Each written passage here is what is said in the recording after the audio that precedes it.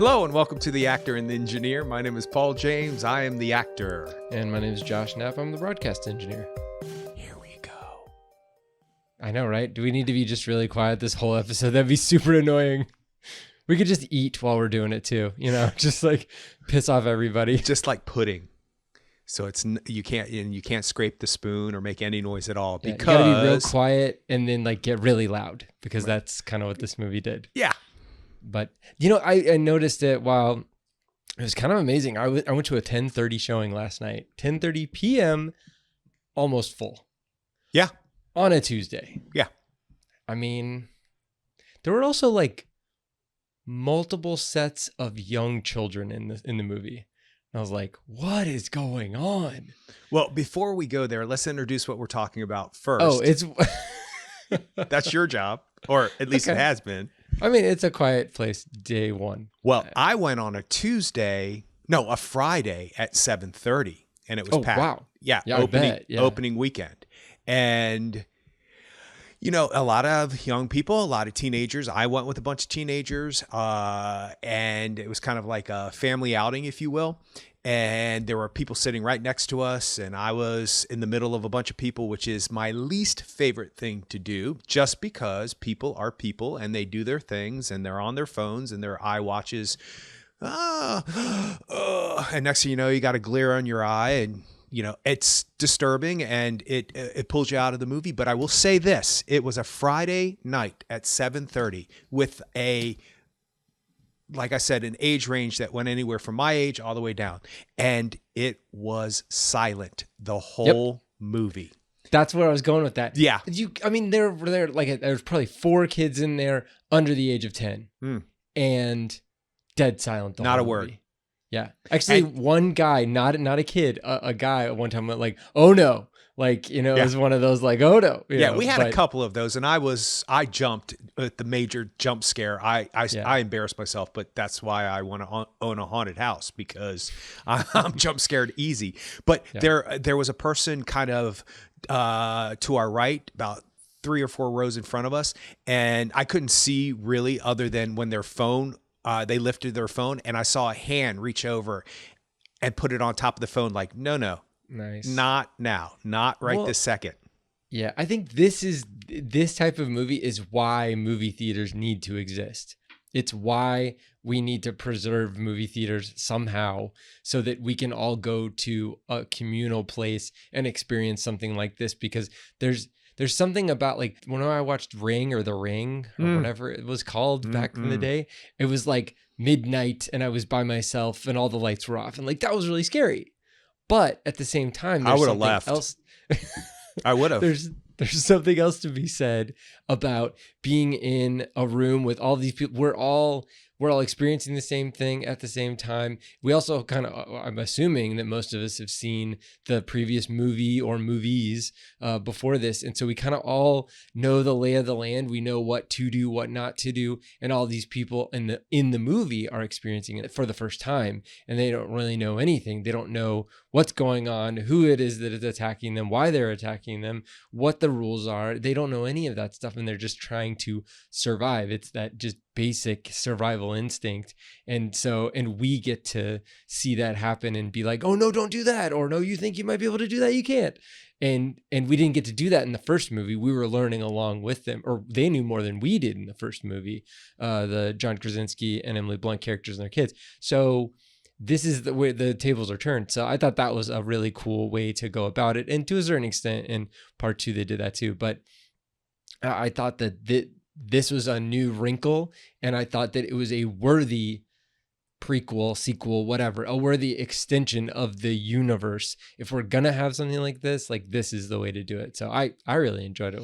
What about you? Well, they kept to the rules. I did enjoy it too. But you had said that you thought the majority of people, I mean, I guess maybe in your screening, had seen it and kind of, or saw the first 2 and kind of knew the rules. But I asked a couple dozen people throughout the process of us talking about doing a podcast and then going to see the movie, and then after the movie, and then they were like, what did you see this weekend? People at work.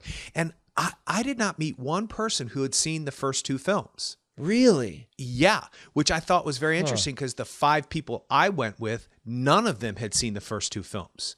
And so I thought, well, what would that be like to see this one first? And my nephew, he's so smart. He's a whip when it comes to things about movies. I'll give you an example really quick. We went to see Thor: Love and Thunder. And I was like, eh. And he was like, eh. We both didn't like the costume at the end, the blue one. We were like, eh. And I was like, and why is Zeus kind of chunky? Like, he's a god. He could be anything he wants to be. Why would a god be chunky? You know?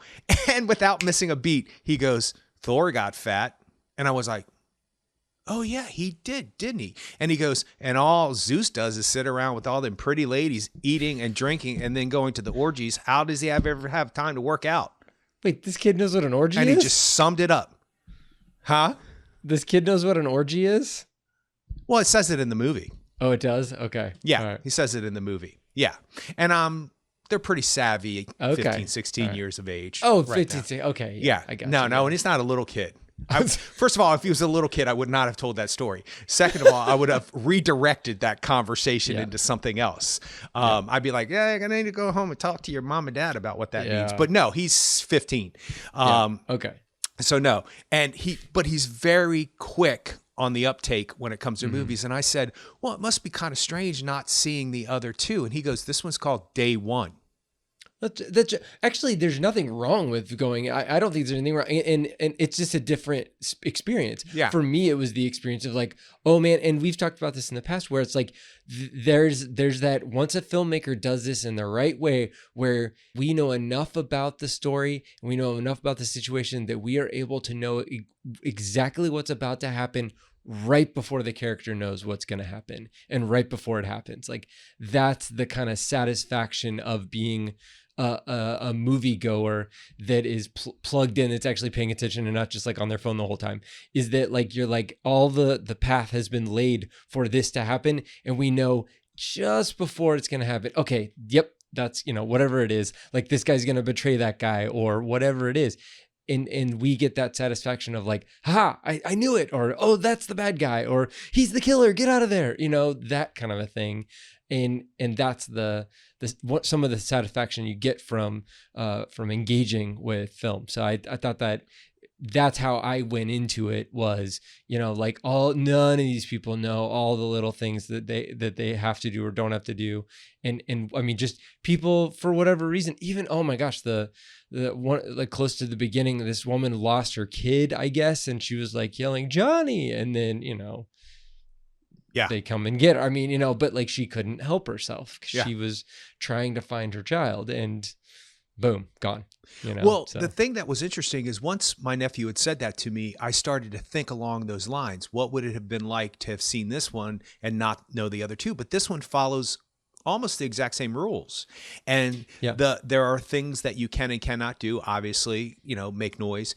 But there are things that, like, people lose their mind and just can't stop from screaming out loud, which happens in the first film, out in the woods. He sees that guy walking. And so it sort of lays out the same type of situations, just they're brand new to everybody in the movie. So it's not like they've had a year. Because when's the first one? 360 some odd days later? It's like a year later after day one, right? Yeah. And then part two starts at day one, but then quickly flips to it's a flashback to kind of show how they got there, and then does the post it's kind of like a sandwich around the meat of the first one, I think. So it's a way to get John Krasinski in it. Well, yeah, I mean, and plus that's a great scene, and he's smart. It's very well done how they indicate to the audience how the characters will develop, because John Krasinski was smart enough to go, let's go, we got to go. I mean, he didn't know what was going on. They looked like meteors falling from the sky, didn't know anything. And he just had an instinct. That's why him and his family have survived 300 some odd days later after, or 400 without him, if you will. And that's been a meme, and that's been on Twitter. So I don't feel bad if that was a spoiler. Well, I feel a little bit bad because that's my thing. But these rules in this film are almost exactly the same. So it's as if the first two films you don't really need to know about. So that was something I was like, how are they going to do that? What's going to make this one different than the other two? The answer is nothing, really. Yeah. They're Well, but at the same time, the budget is bigger. yeah. I mean, the scope is larger. Yeah. I mean, purposefully, they stuck to a farmhouse in the first one because they didn't have a lot of money and they didn't have, they had a limited cast. So they were able to have that kind of control and they were able to do whatever the hell they wanted to with that first movie because the amount of cash that was being outlaid was minimal. So if it didn't work, then oh well, who cares? But then, with the second one, they got bigger. They're at a plant and, the CGI got more. And that's the other thing that they did in this one is it immediately showed the creatures. Whereas in the first one, it's the Jaws effect and it's we don't have to spend a bunch of money on CGI because the specter of the creature is worse than the creature itself. Whereas in this one, they're kind of like, okay, well, if you've seen the other movies, you've seen the creatures, number one. And number two, this is kind of the scope is larger. So seeing a creature really far away or a creature that's swooping past you in the frame, they didn't do many like full body shots close up. They did a lot of like, here's a knuckle, here's the teeth portion poking on a dead guy, they did that kind of stuff, which I thought was great. It's a different, like, it's a macro photography view, I guess, versus the wide angle view of this, behemoth animal that's coming after you. But they had the money to be able to do that, and they didn't shy away from that. And I thought that was beneficial. It also showed you the athleticism of these things and how they can just like bowl over anybody or anything to get to whatever sound they're attracted to at that time. So. And they did a lot of that with like the scoring of buildings with the claws and how buildings were destroyed in certain ways. It was like blood. I don't know if it's like they're like streaking blood all over these buildings. Which makes sense because they kind of carry those people away. Hey, before you go on to what you were going to ask me, was that a tooth or was that the creature's leg that was stepping on that dead? I think that was that stuck out. It was very like Aliens, kind of like backwards, upside down leg or whatever, and then it kind of pokes the body. I think it was the face. It like opened up because it like bloomed out, and then you kind of see a little mouth thing. Okay. Well, yeah, when he walks into the foyer of the marionette theater, and there's a bunch of bodies there. You see his feet first or his claws or whatever first, and then he kind of leans down. He's right next to Alex Wolff. Right. I don't understand how anybody can. This thing can hear stuff, thousands of yards away or whatever. And how is it that he's got his well-tuned ears right next to a person and they like can't hear their heartbeat, for example, Well, the rules are, although they stuck to the rules of the original two films, the rules are a little convenient. There's a couple of times where I'm like, It happens with Joseph Quinn when he's climbing to get that cat. Yeah. Oh, yeah. The superhero cat.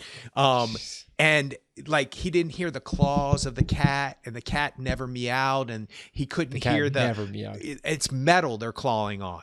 It's metal, but cats are smart. So the cat probably was like, no, I'm not going to meow because I'm smarter than everybody else in this film. Obviously, because I die, 8 times and come back.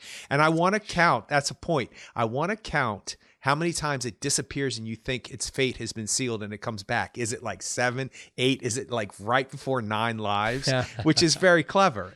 But yeah, the rules are you have to suspend yourself a few times in this film and go, okay, yeah, the rules are conveniently not. Yeah, how can he not hear anybody breathing? Well, even if you hold your breath, even if you're holding your breath, there's still some motion going on. Yeah. You got a point. That stressful of a situation, but I didn't let it get me down. It didn't really take me out of the movie at all. No. But like having Lupita Nyong'o as our kind of surrogate for the whole film is huge because she has those dynamics. Like she has that kind of reserved feeling to her, but then also when she's in her apartment with Joseph Quinn, and they're screaming. And it's just like, you can tell that's the kind of catharsis that they need to have. And both of them are willing to just kind of like take the measured risk of being able to do that. But that's mirrored in the first film. It's mirrored from the first film when they go to the waterfall. Yep. And that's when I saw waterfall, yeah. the two kids in the water fountain in this film, and they were being protected and I thought kids are really smart. Like they figured that out quicker than anybody else. Or maybe that's just where they thought to hide. I don't know. It seems awfully coincidental that they didn't know that had some effect on it. And immediately my nephew's like, oh, they can't hear through water. And I was like, shh, don't talk. Don't talk. But you can't really stifle something like that because it's about the film. It's not about like, oh, I gotta go, gotta check my text messages. I gotta go on Twitter. But so that mirrored their first film. And I liked that because we needed that cathartic release. We needed to mirror the first film and also show that these characters, because when Joseph Quinn, we'll get to Lupita Nyong'o in just a second, but Joseph Quinn, man, he's a master. He's a huge movie star waiting to happen. And when the Fantastic Four come out, is he in? I didn't even know he's in that. He's Johnny Storm. He's playing the Human Torch. Yeah, perfect casting. Now, side note, do you remember me talking about Joseph Quinn? It's been a couple of years ago. I saw that play on the National Theater's site called Mosquitoes with Olivia Colman. And I was talking about this young kid who was just a master and like, this guy's something, blah, blah, blah, blah, blah. Joseph Quinn. And really? And I was like, he's something special, that kid. And I only describe him as a kid because he's younger when he did the play. And he just holds his own, and just the way just something about him. I was like, he's vibrating different than the rest. And he had an important part in this play, and him and Olivia Colman have a really great scene together. And it's funny and it's touching and it's emotional, and he's devastated by what happens, but she's kind of like, no big deal. Olivia Colman did. And he's just powerful. And then Stranger Things came out, and I was watching it going, wait, who is, like, his vibration is the same, but completely different character, almost unrecognizable. So anyway, when he comes up from the subway in this movie, day one, and you get no backstory, which is mirrors the first two films. You get no backstory to not Yaman Hansu, which you don't get a backstory to, but you sort of do here. Just won the Oscar. Oppenheimer. Oh, Cillian Murphy. I was going to say Collins. I don't know why. Cillian Murphy. Sorry, Oscar gods. You get no backstory of him, and then slowly it develops because of the pictures that you see that he's drawing of what happens, and you sort of understand what's going on. Joseph Quinn gets none of that. He gets one scene where it explains what should have happened. This is not the way it was supposed to be. I was supposed to be a lawyer. But when he comes up from that water from the subway, that he was stuck under that water. He was on the subway, and all of a sudden it got flooded, and he saw millions of people dying. He didn't understand what was going on, and he basically almost drowned to death, and by luck found an air pocket and came up, all on his face, all in 3 seconds. That is incredible acting. We didn't need a backstory. He gave it to us right then and there. Luckily, we get a little bit more texture from him. And then I'm going to jump right to Lupita Nyong'o, unless you want to go somewhere else. She has this major backstory, and it was fascinating to me that we had a character in a monster movie, a disaster movie, that didn't want to escape, didn't want to survive, didn't need to escape, didn't need to survive. Her goal was completely different than anybody else I've ever seen in this type of film before. And I thought that was original, and I thought that was unique. And her resolve on her face, you see it when she goes, "We're get pizza in the city?" "In the city," she says. And he goes, "Yes." "In the city?" And he goes, "Yes." And you know that one of her last goals is that, because by this point, you pick up pretty quickly that she's ill. She's in hospice. Obviously, she's dying. Because why would she be in hospice? Although I have a question about that. And all in 1 or 2 line readings, you understand every bit of the motivation for that character. That's masterful. She is a wonder. They just need to figure out how to make her work more. Like, they need her in more motion pictures, because the level of understanding a character that she does just in her eyes is intense. Well, and you know, the movies that she's kind of like headlined or been known for, she's kind of been in really, really tough situations. Like it's like we've seen Lupita Nyong'o suffer a lot on film. And so you're right though, there needs to be, she was in a movie, I think I started watching it. It was on like Hulu. It was called like Little Monsters, I think, where she was like a head of a daycare or a teacher at a daycare. And it was a zombie movie. And she was like, you know, killing zombies with ukuleles and stuff. And it's just like, that is the kind of like, you know, like I know that she has range. We don't have to just sit here and watch Lupita Nyong'o suffer. So yeah, you're right. There needs to be, you know, larger and different characters for her that are high in mainstream and high profile. Yeah, something So, like yeah. a family drama or a romantic comedy or something where you're right, she's not suffering. But have you ever seen those things? Maybe not, because you're not really a social media person, but a lot of times, especially on X, especially since I look at a lot of the superhero stuff, it'll say, or a lot on my Facebook page, it'll say, out of these 10 characters, pick 3 to survive the apocalypse, right? Batman, Superman, right? They should always put Lupita Nyong'o's picture in the middle because that's the first one I'm going to. I don't care. Yeah. Batman's second, and then I'll figure out the third. But I'm going with Lupita Nyong'o. First of all, she has an Oscar, so she's already above all of us. No, I'm just kidding. But I will ask this. So in the beginning of the film, she's in hospice, and it's obviously a lot of elderly people there with her. That also gives you a differential between like, so who is she relating to? Like, she isn't even really relating to the Alex Wolff character that much. Like, he's trying to relate to her and he's trying to be something for her, but that's not what she wants at that time. And the fact that they, you know, that she's like, oh, I wrote a poem, and everybody's like, oh, that's so cute. And you find out later on that she is a published poet, and you're like, wow, that informs the character's previous point of view, where like she had no drive, she had no motivation.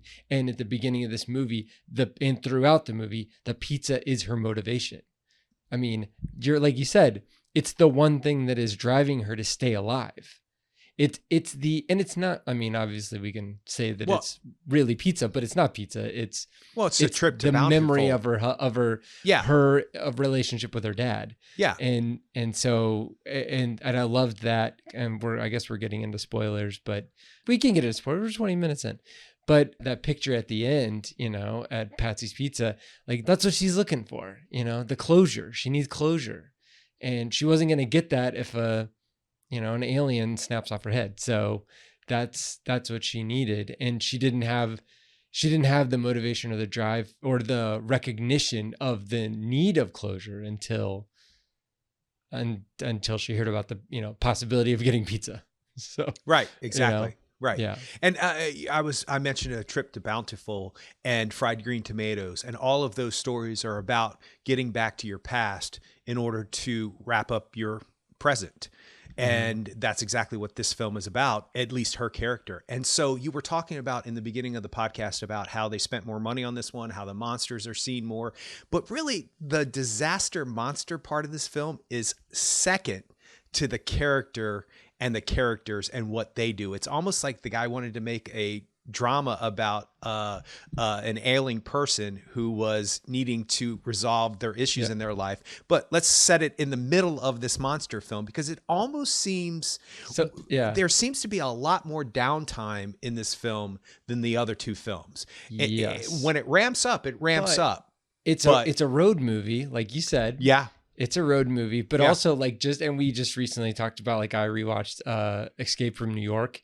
And, you know, Warriors is another one where it's very, and The Last of Us, I guess, would be another current example, but that's based on a video game, and it's very video game. Like there's this level, that level, you meet these people, you meet this boss, you meet these, you know, you're in this location, you move from place to place, you're in the cathedral for the night, you know, you're in the apartment for the night, you're in, you know, those types of things, you know, they find it's the ebb and flow of the film, and it's based on whether it's daylight out or whether it's nighttime or whether, you know, where you're at the time. So that's fine. And we're used to that. I think we're used to that kind of storytelling, and it also keeps the movie going, because that was the other thing. I was really concerned last night. I was like, man, 10:30, it's like a 100-minute long movie.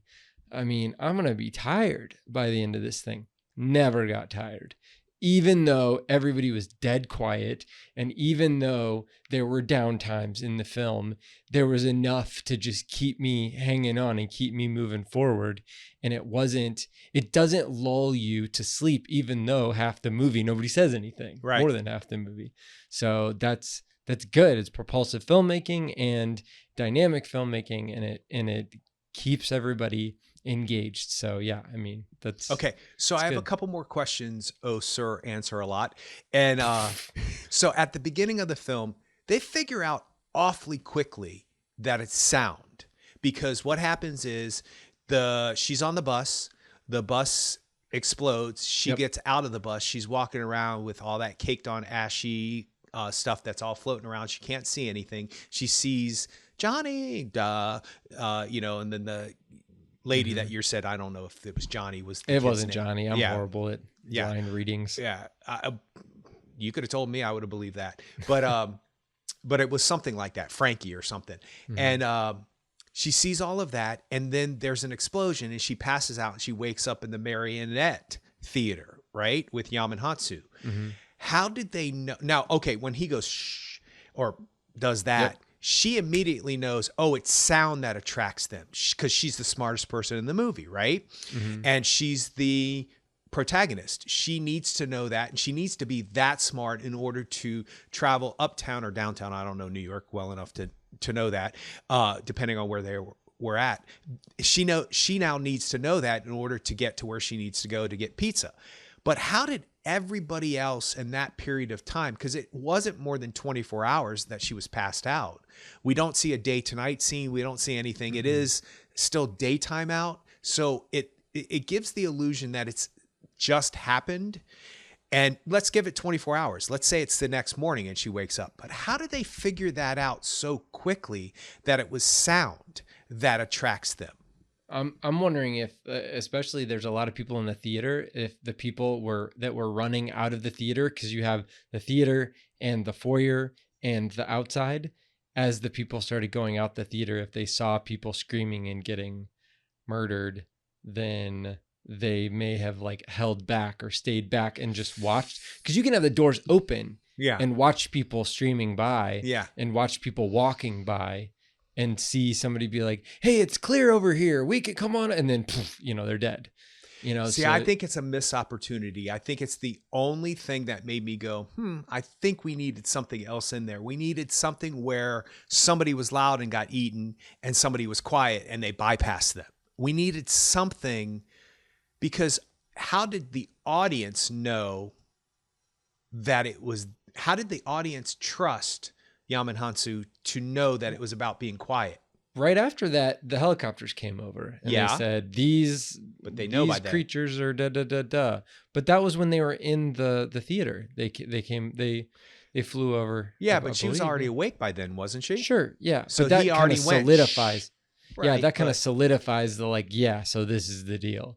But obviously all the people in that theater were a bit, they were as smart as whoever gleaned that from other locations and had the ability to dispatch helicopters with bullhorns to yell. So I mean, my guess is that only a handful of yelling people getting murdered in front of you could key you into hey, this person who's quiet didn't get murdered, and this person who was talking did get murdered. So I'm wondering, if the first two films didn't exist, would we have bought into that so quickly? Well, obviously, most of the people that you've talked to haven't seen the first two films. Did they bring that up as first question out of their mouth? Okay. How did they know to be quiet so quickly? And I was like, good question. And then you said, but it's called A Quiet Place. Their other smart-ass uncle that said that. It's called A Quiet Place. Come on. Just take it. Yeah. And I was like, yeah, it's a good question, though. Okay. That's a missed opportunity. You're right. It is a missed opportunity if that's the case. If people who haven't seen the first film or the first two films, are Now, I having will an say issue this, with it. there's plenty of times I go to see things that I don't pick up on certain things, and then later on I'll watch it again and I'll be like, oh, there it is. So I'm wondering if it's there and I just didn't see it. But it just, it was such a fun ride and such an interesting part to this world that maybe there's some kind of natural instinct for me to try to pick it apart. Yeah. But it's not like I was like, let me see what's wrong with this movie. It's not like that. It's, Yeah. well, wait a second. This is not logical. There's a few other things that happen later on in the film that I'm like, how did that happen exactly? And so I don't want to jump to the end, but where do you want to go? Because I do have something at the end that's a question. I did want to talk about the writer-director, Michael Sarnowski, who, did you see Pig, the Nicolas Cage movie? I didn't either. I'm not a big fan of like animals being kidnapped. I try to stay away from that kind of stuff. But he has a truffle pig that gets kidnapped. He's like a truffle farmer. Oh, yeah. And he has a truffle pig that gets kidnapped, and he has to like get his pig back and murder a bunch of people, I guess. I don't know. But either way, that was the last, big film. That was the kind of coming out party for Michael Sarnowski. And so now he kind of took over this story. I guess he co-wrote the story with John Krasinski and then wrote the screenplay for this film. He's definitely a tactful filmmaker, and it seemed like he has scaled up really well as far as being able to utilize the budget properly, I think, and not get too overwhelmed with huge set pieces for no reason, and also being able to make a dynamic movie that still has heart. So, like you said, it's grounded by Lupita Nyong'o and her character, and then having Joseph Quinn being able to color that, to pepper that, and to bring more humanity out of her. That's what he does. He's like extracting humanity out of her in the last moments of her life. And, so that's well, it becomes huge. about saving him versus saving herself, or both of them. And also, I'm obviously a Joseph Quinn fan, and I'm excited that somebody with that kind of talent, and somebody that I recognized early, and somebody that vibrates on a level that makes sense to me, is in a movie like this opposite somebody like her. It's strong casting. But it was an interesting thing when she leaves him asleep and goes off, and then she goes to the bookstore and is sitting in front of the bookstore, and all of a sudden she kind of turns to her side and there he is. Now, it could have looked very stalkerish. It could have looked very male dominated energy towards a female. It could have looked a bunch of different ways, but immediately it looks like he's a scared young person who doesn't know how to do anything to survive. He doesn't know this world. He's a fish out of water to begin with. He's in a big city that he doesn't know. He can't ask her for help. They can't really talk. All he can do is look like the stray cat, no pun intended, or no whatever that is intended, comparison intended, but without that vulnerability that he brings, and without that strength that she brings, it just would have not worked. It would have been weird. It would have been like, oh no, that's a strange male figure. You don't want to walk around after a disaster. You don't know this guy. But because of his quality and because of the way he plays those scenes, it really brings vulnerability to both of them. And she sees the need for him to survive in that moment, the need for her to help him survive, that it's not just about, the angst of ending her life ending. It's about humanity. It's about, that's what we do for each other. Yeah, it's kind of touching if you really think about it. It is, and it's kind of the opposite of a movie like Romancing the Stone, where Michael Douglas is like, "Come here, lady," and she's got her dress on and all that stuff. It's the opposite. In fact, they give the Joseph Quinn character the extra added complication of having panic attacks around these aliens. At the worst times, like the moment, like you would think that the cat would be the most difficult, or the riskiest, the riskiest entity in the group of three, but the cat is solid. The cat is not an issue. the whole movie. And it's Joseph Quinn's character, it's Eric, who is the one who gets them in trouble the most in when they go into the subway or the whatever, the sewers or whatever they are. He's the one who gets that sleeping creature to come after them because he can't handle it. He starts to hyperventilate and starts to have issues. I mean, that's so there's multiple times in the film where he is the reason why the animals or why the creatures come after them. So, I mean, that's that. The strict, you know, there is no like male female dynamic, no like classical, you know, like I'll save you baby, there none of that. It and is no romantic no romantic, which it's unnecessary. It isn't. And also the having her, you know, being in the last stages of her life, it kind of takes that, it's kind of like, what are we doing here, you know? It's like, what's the really, you know, there's that kind of like that dynamic is removed from the thought process of the audience to a certain extent, where it's kind of like she's not going to be interested in carrying on a 20-year relationship with this guy because she's not going to be around for very long. So, and he might not be either. And, well, that's true. Yeah, there's none of that. Yeah, that kind of thing. But they do care for each other. That's the cool part. Yeah, it's unnecessary because that's not what this human interaction is about. The human interaction is about vulnerability and survival.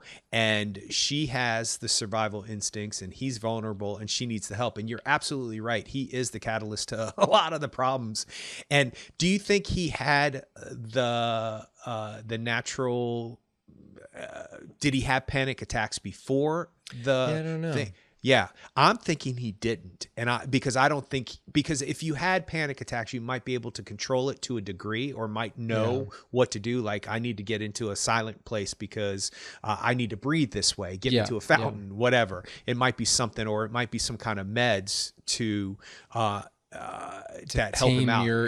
Those emotions. And he would get those when he got her meds, which is, see, that's why I think this film really works, is that it's a monster film, no doubt. Sure. And the monsters are creepy and scary, and the jump scares are creepy and scary, and they got me every single time. And I was looking over my shoulder, and I was looking down in the dark parts between the seats of the theater going, oh, thank God this place is filled. I'm all the way in the back. What if something happens? Where's my exit? You know, those kind of things. And that's what you expect from these films.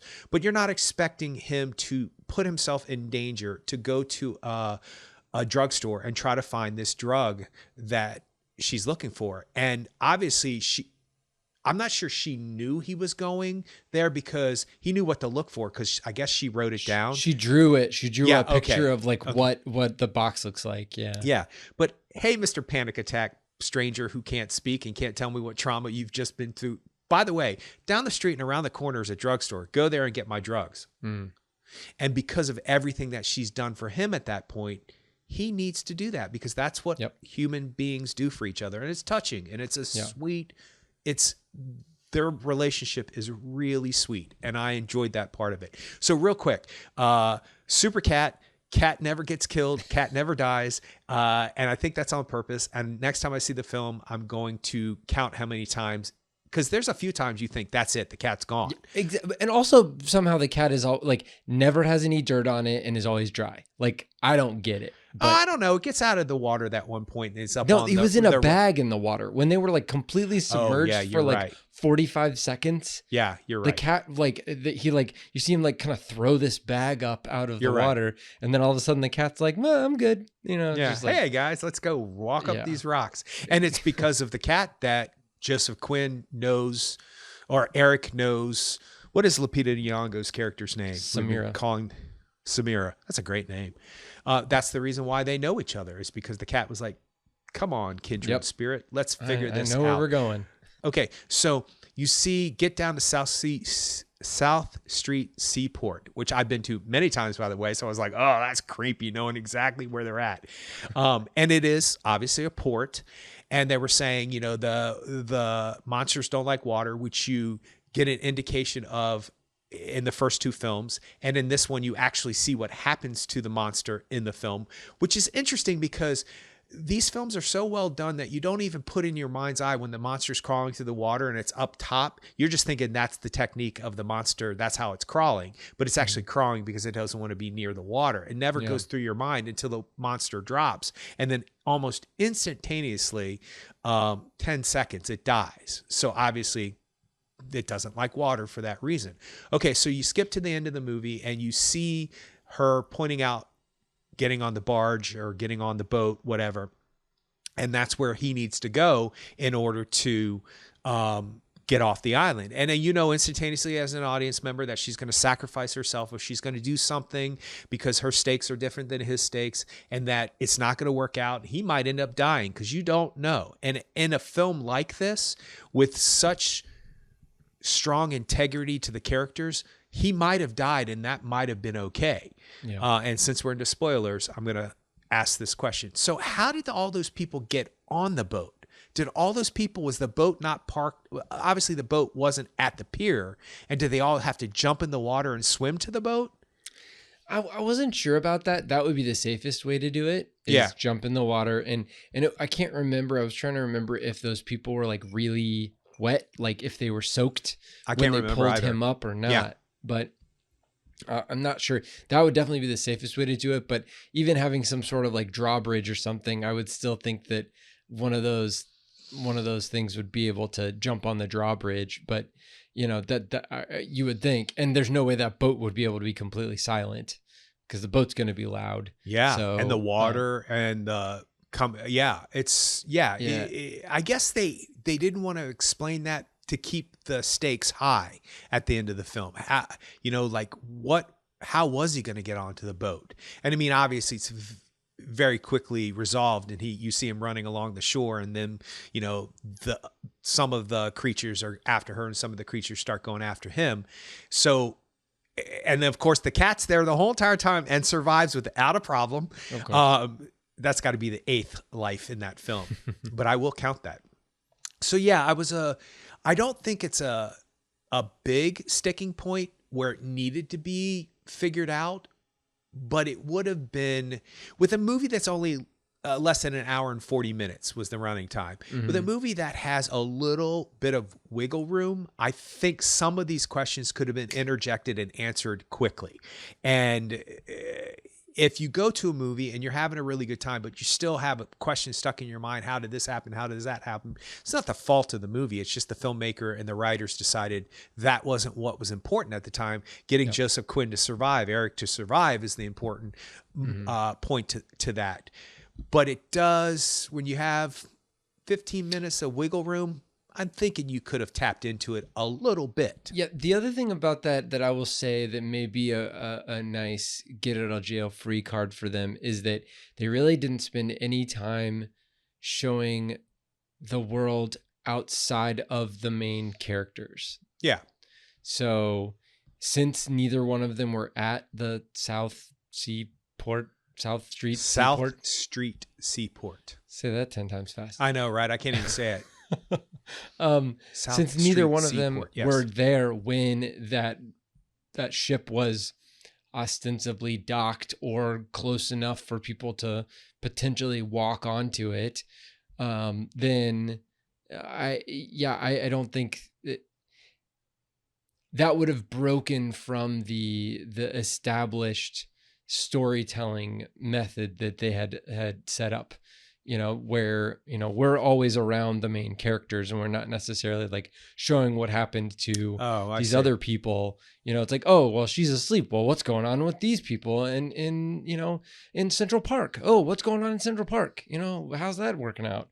We didn't get a lot of like cutaway shots. It was mainly like from her point of view of like, people getting killed. She's in a stairwell and she sees the creatures going by and killing people or whatever. So, but it didn't, I can't, there might've been a couple of shots like showing from the rooftops and stuff, showing helicopters maybe or something. I don't know. Because the monsters were crawling up the buildings to the sound of the helicopters. Well, here's what the 16-year-olds said. They were like, logic dictates the boat couldn't dock, Paul. I mean, that's true. Okay. And logic dictates that they would have to swim to it because that's what he had to do. So, Yeah. and I was like, okay.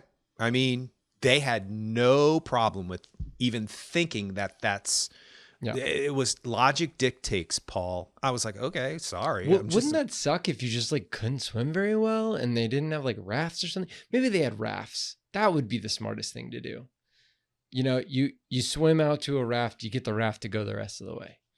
You know, to the boat. But either way, yeah. Well, and I was like, well, logic, blah, blah, blah, blah, trying to come up with the counterpoints. And they were like, well, obviously they couldn't come too close to the dock because the monsters can jump. And they don't know about the monster jumping onto the boat in the second film. So they don't know that. Yeah. These people who saw this film for the first time don't know that that's actually happened. And that, ironically, when Yaman Hansu picks up Joseph Quinn and goes, "You're safe now," I'm like, Are you? Joe, I need for you to go and watch this video real quick. You're safe for 412 days. Yeah, right. Exactly.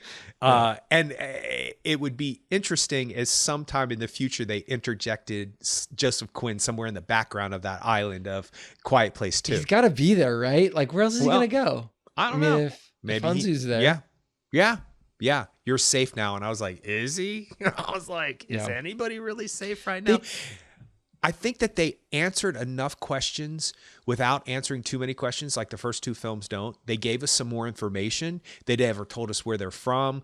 They opened it. Well, the first two films opened it up for many more films to come. Did I think it was going to be a big saga? No, I didn't. I guess I didn't think about it, but I thought the first two films were hits. You know, she won the Screen Actors Guild and they talked about her being nominated for the Oscar and blah, blah, blah. She wasn't Emily Blunt, but I mean, she was powerhouse in that first film. Mm-hmm. But the point is that they opened this world up to this film, day one. Now we're 10 years from now, after we've had 5 or 6 day 32s or whatever it may be, Quiet Place, South Carolina, I don't know, wherever.